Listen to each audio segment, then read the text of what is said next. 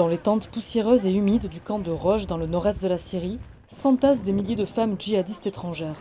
Elles ont été arrêtées lors de la défaite des terroristes de Daesh.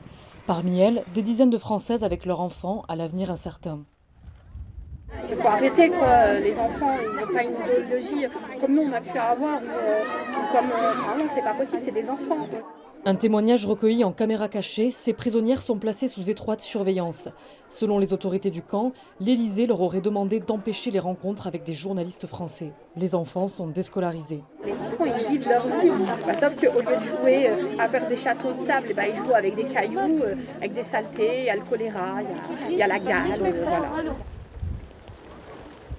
Le Croissant Rouge kurde est la seule organisation médicale autorisée dans ce camp.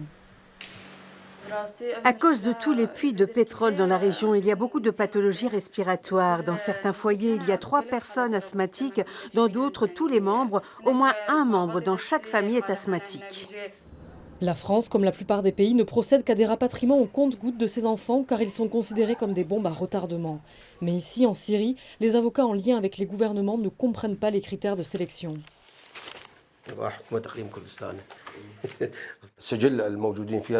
Nous donnons aux ambassades la liste des noms des personnes que nous avons. Et nous remarquons qu'ils prennent les enfants les plus petits. Il est très rare qu'ils rapatrient des enfants plus grands, âgés de plus de 10 ans. Les garçons de plus de 10 ans sont censés suivre un programme de réhabilitation dans ce centre situé près de Kamishli. 100 jeunes de 25 nationalités différentes vivent ici. Parmi eux, 3 Français, l'un d'eux, 14 ans, d'y être arrivé ici il y a 1 mois. Avant, il vivait dans le camp de Roj avec sa mère. Même règle, pour lui parler, nous devons nous cacher. En fait, moi, au début, je savais même pas que j'allais rentrer en Syrie. Si je le savais, je serais resté en France. Je serais jamais rentré en Syrie. Parce qu'en fait, la France, j'ai vécu dedans, tu vois.